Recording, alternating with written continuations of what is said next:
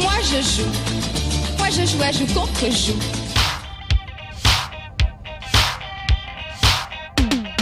La Vespa GTS 2014 n'a pas eu droit à un lifting aussi important que les LX et S, devenus Primavera et Sprint. En revanche, elle a récolté en option un anti-patinage ASR, en plus de l'ABS, comme sa grande sœur GTS 300. Esthétiquement, Piaggio n'a pas estimé nécessaire de revoir sa GTS en profondeur.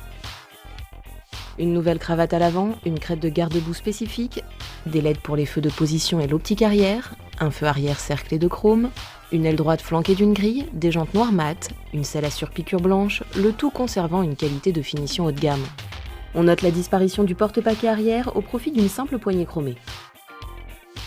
La nouvelle instrumentation est nettement plus moderne que la précédente, cerclée de chrome et garnie d'alu brossé à l'intérieur. L'écran numérique est agrandi avec non plus seulement l'horloge, mais aussi la jauge de réservoir, l'odomètre et 2 tripes partielles. Un témoin de passage en réserve fait son apparition, mais aussi les témoins d'ABS, d'ASR et de température moteur. En revanche au guidon, rien de nouveau, toujours pas de warning ni d'appel de phare.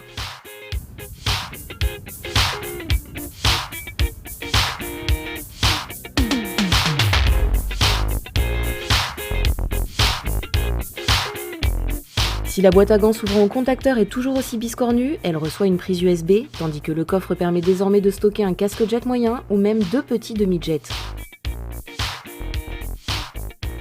La béquille latérale est toujours à retour automatique, on use donc de préférence de la centrale, facile à déployer.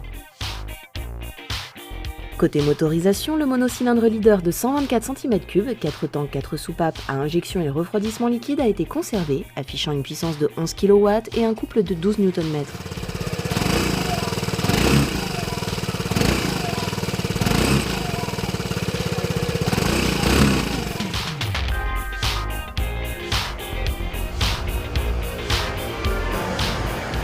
Ce qui caractérise toujours une Vespa, c'est son extrême maniabilité en ville.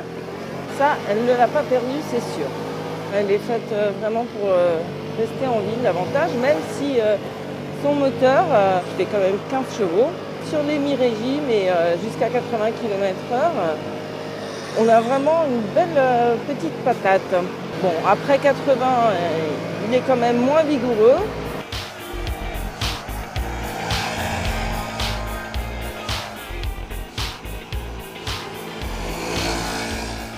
Les jantes de 12 pouces à l'avant et 13 à l'arrière ne changent pas non plus, mais la fourche à balancier hérite d'un nouveau système de fixation de son amortisseur, désormais relié à la roue par un pivot au lieu de 2 simples vis.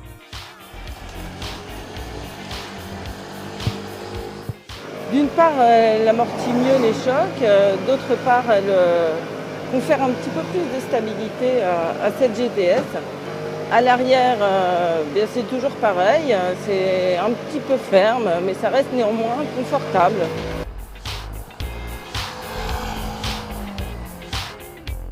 L'ABS ASR, fourni par Continental, agit dans un premier temps sur l'allumage, puis sur l'injection si l'on insiste. L'antipatinage peut d'ailleurs être déconnecté, moteur tournant et à l'arrêt, en appuyant sur le démarreur.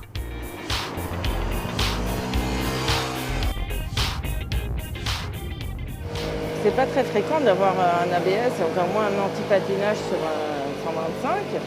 Mais bon, sur la Vespa, avec ses petites jantes en l'occurrence, c'est plutôt efficace lorsque le revêtement est dégradé. Bon, on n'apprécie pas trop les leviers très écartés et un feeling à la fois dur et spongieux qui demande d'appuyer vraiment sur les leviers pour obtenir l'efficacité. L'efficacité qui est là par ailleurs.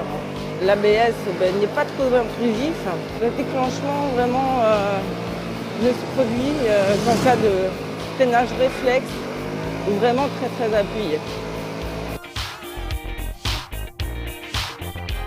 Si la GTS 2014 conserve son charme indémodable, il est dommage qu'elle n'ait pas hérité du nouveau coup de crayon et traîné sur la 946, la Primavera et la Sprint. L'ABS ASR lui apporte une légitimité technologique bienvenue, mais cela se paye encore plus cher.